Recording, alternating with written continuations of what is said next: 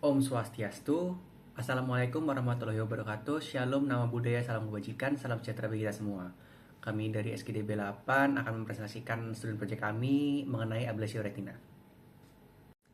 Berikut adalah anggota SKDB 8. Di sini saya akan menjelaskan terkait bab 1 yaitu pendahuluan. Namun sebelum itu perkenalkan, nama saya Tabita Etirina Diobro Sembiring dengan 3 digit terakhir 232. Jadi yang pertama ada latar belakang. Ablasio retina adalah suatu keadaan di mana sel fotoreseptor retina yaitu sel batang dan sel kerucut terlepas dari epitel pigmen retina. Ini merupakan salah satu gangguan pada retina yang dapat menyebabkan penurunan fungsi penglihatan. Ablasio retina dapat disebabkan oleh beberapa faktor seperti posterior vitreous detachment atau PVD akut, miopia tinggi, afakia, trauma, riwayat operasi katarak, riwayat trauma pada mata, dan riwayat diabetes mellitus. Miopia tinggi juga merupakan salah satu faktor risiko utama. Ablasio retina terjadi ketika ada robekan atau lubang pada retina, sehingga cairan masuk ke belakang dan mendorong retina, atau terdapat penimbunan eksekudat di bawah retina yang menyebabkan retina terangkat. Pada preeklemsia, terdapat perubahan patologis retina yang disebabkan oleh disfungsi endotel yang dapat menyebabkan ablasio retina tipe tarikan dan kebutaan. Ablasio retina merupakan kondisi yang serius yang dapat mengancam penglihatan dan memerlukan penata laksanaan yang cepat dan komprehensif untuk mencegah gangguan penglihatan dan kebutaan yang permanen. Kemudian selanjutnya ada rumusan masalah, di mana rumusan masalah ini terdapat 8 rumusan masalah, yaitu yang pertama menanyakan apakah definisi dari ablasio retina, kemudian bagaimana epidemiologi dari ablasio retina, kemudian apakah faktor risiko dan etiologi dari ablasio retina, kemudian bagaimana patofisiologi dari ablasio retina, bagaimana klasifikasi dari ablasio retina, apakah gejala dan tanda klinis dari ablasio retina, apakah komplikasi dari ablasio retina, serta bagaimana diagnosis dan tata laksana dari ablasio retina. Kemudian ada tujuan, di mana tujuan ini dibagi menjadi dua, yaitu tujuan umum dan spesifik. Di mana untuk tujuan umumnya ada untuk memberikan informasi kepada pembaca tentang ablasio retina. Sedangkan untuk tujuan spesifiknya, di sini menjawab dari rumusan masalah, di mana untuk mengetahui definisi, epidemiologi, faktor risiko, dan etiologi, patofisiologi, klasifikasi, tanda dan gejala, komplikasi, serta diagnosis dan tata laksana dari ablasio retina. Kemudian untuk manfaatnya juga terbagi menjadi dua, yaitu manfaat teoritis dan praktis. Di mana untuk manfaat teoritisnya untuk menambah pengetahuan mengenai ablasio retina, serta untuk manfaat praktisnya di sini untuk memberikan informasi kepada pembaca agar dapat memahami tentang ablasio retina. Mungkin sekian dari saya, akan dilanjutkan oleh teman saya. Terima kasih. Baik, saya izin melanjutkan. Perkenalkan, saya Iputu Pranada Devida Sagara dengan 3 digit NIM terakhir 059. Di sini saya akan menjelaskan terkait dengan definisi dari ablasio retina. Jadi, ablasio retina atau retinal detachment itu didefinisikan sebagai terlepasnya lapisan sensoris dari lapisan epitel pigmen retina yang merupakan dua lapisan dasar retina, sehingga terjadi penurunan tajam penglihatan secara mendadak pada penderita. Nah, ablasio retina disebut juga sebagai salah satu penyakit gawat daruratan pada mata karena mampu mengakibatkan kebutaan atau kerusakan penglihatan secara irreversible sebagai akibat dari lepasnya lapisan sensoris pada daerah makula. Perkenalkan, saya Misalkana Putri dengan 3 digit NIM terakhir 167. Saya akan menjelaskan mengenai epidemiologi dari ablasio retina. Jenis ablasio retina rheumatogene adalah yang paling umum dengan insiden 1 dari 10.000 orang setiap tahun di seluruh dunia. Dilihat dari usia, ablasio retina lebih sering terjadi pada orang berusia 40 hingga 70 tahun. Berbeda dengan ablasio retina yang disebabkan oleh trauma, yang lebih sering terjadi pada pasien berusia 25 hingga 45 tahun. Pada anak-anak, ablasio retina hanya 0,5 hingga 8% dari semua kasus. Menurut data epidemiologi, miopia, afakia, dan pseudofakia atau operasi katarak dengan pemasangan implan lensa intraokular serta cedera mata adalah penyebab yang terkait dengan ablasio retina. Dan ablasio retina ini tidak secara langsung menyebabkan mortalitas, namun pada kondisi ablasio retina traksional memiliki tingkat mortalitas yang tinggi, terutama yang terkait dengan gagal ginjal. Kemudian, sekitar 15% pasien yang menjalani ablasio retina unilateral mengalami ablasio retina mata sisi kontralateral di kemudian hari. Mungkin sekian dari saya, terima kasih. Baik, sebelumnya perkenalkan saya Putu Yudhistira Ananta dengan NIM 021. Di sini akan menjelaskan mengenai tentang faktor resiko dari ablasio retina. Jadi ablasio retina atau terlepasnya retina dari lapisan penyokongnya memiliki beberapa faktor resiko. Faktor resiko sosiodemografi yang mencakup usia, jenis kelamin, riwayat ablasio retina pribadi atau keluarga, diabetes, hipertensi, komplikasi pasca operasi mata, dan tumor ataupun kanker. Nah, kondisi medis juga seperti miopia tinggi, riwayat operasi katarak, dan juga infeksi mata sebelumnya juga dapat meningkatkan resiko terjadinya ablasio retina. Adapun ada faktor lingkungan dan gaya hidup turut berperan juga dalam resiko ablasio retina. Aktivitas seperti angkat beban berat dan aktivitas fisik intens dapat meningkatkan resiko ini dengan menyebabkan peningkatan sementara tekanan intraokular atau IOP atau perubahan pola IOP jangka panjang yang mempercepat likuifikasi vitreous. Baik, sekian dari saya, terima kasih. Perkenalkan, nama saya Rian Adrendra Putranto. Dengan NIM akhir 94, saya akan menjelaskan mengenai etiologi dari ablasio retina. Ablasio retina itu sendiri merupakan sebuah kondisi multifaktorial dengan berbagai etiologi yang meliputi faktor mekanis, penyebab inflamasi, penyebab genetik, dan komplikasi bedah.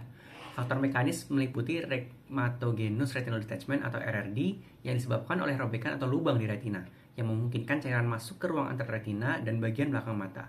Selain itu, terdapat juga jenis lain seperti tractional retinal detachment yang terjadi akibat kontraksi jaringan parut atau fibrosis di permukaan retina yang menarik retina menjauh dari lapisan retinal pigment epithelium atau RPE di bagian belakang mata.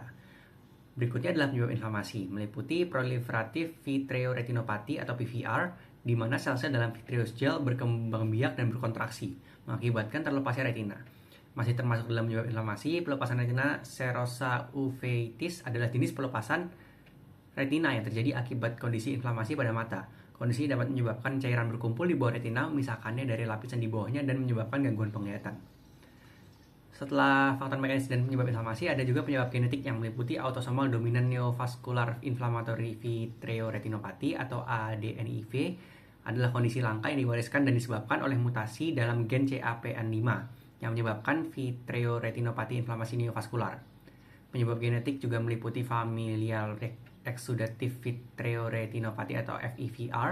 Kondisi ini ditandai dengan terjadi retinal detachment fibrotik kongenital yang parah dan disebabkan oleh mutasi pada gen seperti LRP5 dan TSPAN12. Komplikasi bedah retinal detachment berulang terjadi ketika retina terlepas kembali setelah perbaikan bedah awal, seringkali disebabkan oleh komplikasi seperti PVR atau fibrosis di tepi retinektomi. Baik, sekian dari saya, terima kasih. Kan saya Dewa Prameswari dengan izin terakhir 101 di sini akan membawakan poin terkait dengan patofisiologi ablasio retina. Jadi di sini, lepasnya retina dari pigmen retina dapat terjadi melalui 3 mekanisme, yaitu ablasio retina rhematogenous, ablasio retina traksi, dan ablasio retina exudatif. Yang pertama, rhematogenous retinal detachment atau RRD itu disebabkan oleh adanya lubang, robekan, kerusakan ataupun likuifaksi vitreous dan kerusakan pada retina. Nah, kerusakan tersebut menyebabkan masuknya cairan vitreous dari rongga vitreous ke lapisan yang berada di bawah neurosensoris retina sehingga retina terlepas dari epitel pigmen retina. Yang kedua itu ada traction retinal displacement atau TRD. Nah, TRD ini terjadi akibat adanya inflamasi atau traksi pada membran vaskular fibrosa pada permukaan retina yang melekat pada cairan vitreous. Hal tersebut terjadi sekunder terhadap proliferative vitreoretinopathy, trauma penetrasi, kontraktil vitreoretinal, dan lepasnya membran supraretinal. Lalu yang terakhir itu ada exudative retinal detachment atau ERD atau ablasio retina eksudasi. Hal tersebut terjadi karena adanya eksudasi material dari pembuluh darah retina ke dalam ruang subretinal seperti pada hipertensi, vaskulitis, oklusi retina sentral, atau papil edema. Mungkin sekian saja dari saya. Terima kasih. Saya izin melanjutkan untuk klasifikasi ablasio retina. Perkenalkan, nama saya Nima Dayantania Kalisamurnan dengan 3 digit terakhir 112. Jadi ablasio retina itu dibagi menjadi 2, yaitu ablasio retina rhematogenous dan juga ablasio retina non rhematogenous. Untuk ablasio retina rhematogenous itu adalah ablasi retina yang terjadi karena adanya robekan pada retina sehingga cairan masuk ke belakang dan mengakibatkan retina terlepas. Untuk non rhematogenous itu dibagi menjadi 2, yaitu eksudatif dan juga traksi. Untuk eksudatif itu ablasi yang terjadi akibat adanya penimbunan cairan eksudat di bawah retina sehingga retina terangkat dan terlepas. Untuk yang traksi itu merupakan ablasi retina yang terjadi karena tarikan jaringan parut pada badan kaca yang bisa disebabkan karena penyakit DM, proliferatif, trauma dan juga infeksi atau pasca bedah. Sekian dari saya, terima kasih. Perkenalkan, saya Niputulan Prasanti dengan digit NIM 138, izin untuk mempresentasikan terkait dengan tanda dan gejala dari ablasio retina. Yang pertama yaitu floaters, yakni bintik hitam kecil atau garis berlekuk-lekuk yang melayang melintasi penglihatan. Yang kedua yaitu fotopsia atau kilatan cahaya yang biasanya terjadi ketika mata digerakkan dalam keadaan yang gelap. Yang ketiga yaitu gangguan lapang pandang yang seringkali dideskripsikan oleh pasien sebagai penglihatan yang tertutup sebagian atau seperti tertutup tirai. Dan yang terakhir yaitu penurunan tajam penglihatan. Apabila ablasio retina hanya melibatkan retina perifer dengan makula yang masih intak, visus pasien umumnya masih normal atau 6/6. Namun apabila ablasio retina telah mengenai bagian makula, pasien dapat mengalami penurunan visus yang drastis yang mencapai 1/60 hingga 1 per tak hingga dengan persepsi cahaya. Mungkin sekian dari saya, terima kasih. Baik, perkenalkan nama saya Putra Saparta dengan digit NIM terakhir 080. Di sini akan menjelaskan komplikasi dari ablasio retina. Proliferatif retinopati atau PVR merupakan komplikasi terberat dari ablasio retina yang dapat terjadi pada 8-10% pasien yang telah mengalami perbaikan retina secara primer. PVR sendiri disebabkan oleh proliferasi sel-sel RPE, glial, dan lainnya yang kemudian membentuk membran pada retina dan vitreous body. Membran tersebut kemudian berkontraksi yang menyebabkan reaksi pada ekuator, epitel kemudian akan terlepas, dan retina menyusut. Selain PVR, 50% pasien yang mengalami makula terlepas tidak dapat mencapai tajam penglihatan 6/15. Komplikasi lainnya seperti fibrosis makula, edema makula sistoid, dan degenerasi fotoreseptor foveal juga dapat terjadi pada ablasio retina. Sekian dari penjelasan saya, terima kasih. Baik, sekarang saya akan lanjutkan ke diagnosis yang tata laksana ablasio retina. Untuk pemeriksaan mata yang menyeluruh dapat dilakukan untuk semua pasien yang dicurigai mengalami ablasio retina. Penggunaan slit lamp dan indirect ophthalmoscope direkomendasikan untuk digunakan sebagai alat evaluasi fundus pada kasus ablasio retina. Pemeriksaan visus dapat dilakukan pada pasien yang dicurigai ablasio retina karena penglihatan dapat memiliki rentang dari sangat baik hingga yang buruk. Defek aferen relatif pupil atau RAPD dapat diperiksa untuk mengevaluasi pupil. Tes lapang pandang dapat dilakukan untuk mengevaluasi lapang pandang pasien. Tekanan intraokular dapat juga membantu untuk mendiagnosis ablasio retina dikarenakan tekanan yang tinggi dapat terjadi apabila ablasio retina sudah kronis. Pemeriksaan dilated funduskopik juga dapat dilakukan untuk mengevaluasi pasien ablasio retina. Retina pasien juga harus diperiksa secara ekstensif untuk menentukan luasnya ablasio dan untuk mengidentifikasi semua kerusakan atau robekan retina yang terkait. Tanda-tanda di retina yang mengarah ke ablasio bergantung terhadap durasi dari ablasio itu sendiri. Pemeriksaan fundus dengan bidang yang luas seperti optos digunakan untuk mendokumentasikan ablasio dan melokalisasi area atraksi atau retina yang pecah dan dapat digunakan untuk memantau pasien pasca operasi. Ultrasonografi B-scan adalah modalitas pencitraan tercepat dan paling tidak invasif yang dapat digunakan untuk mendiagnosis ablasio retina. CT atau MRI juga berguna pada kasus ablasio retina yang disebabkan oleh trauma untuk memeriksa adanya cedera, tembus, dan menyingkirkan benda asing intraokular. Untuk MRI tidak boleh dilakukan jika dicurigai adanya foreign bodies, dan tomografi koherensi optik atau OCT adalah modalitas pemeriksaan yang efektif untuk mendiagnosis retina ablasio dan membantu membedakannya dari kondisi retina lainnya. Baik, sekian dari saya, terima kasih.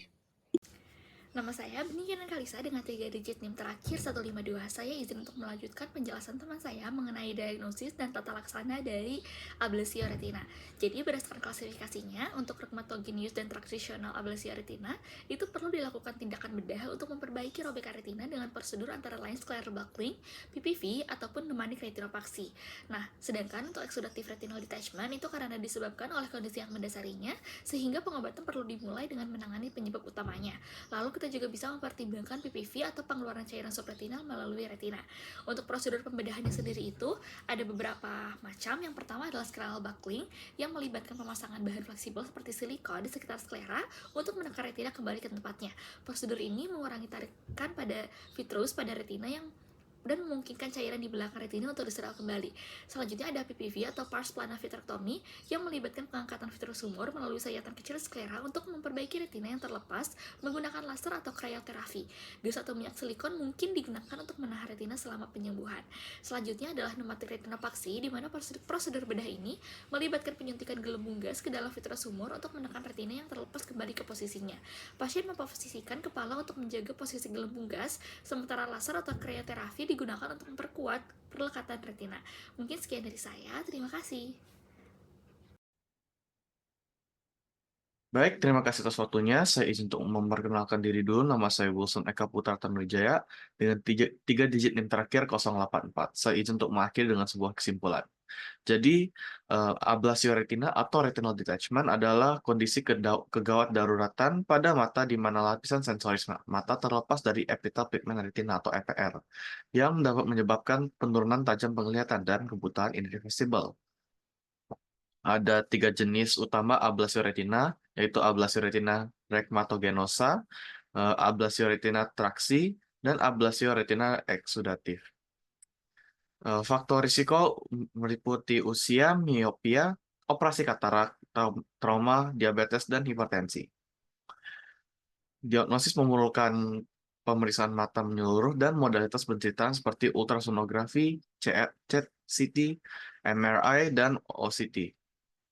Penanganan bervariasi dari tindakan bedah seperti scleral buckling, virektomi, dan pneumatic retinopeksi untuk RRD, sehingga terapi medis untuk ablasio eksudatif dan bedah virektomi untuk ablasio traksi.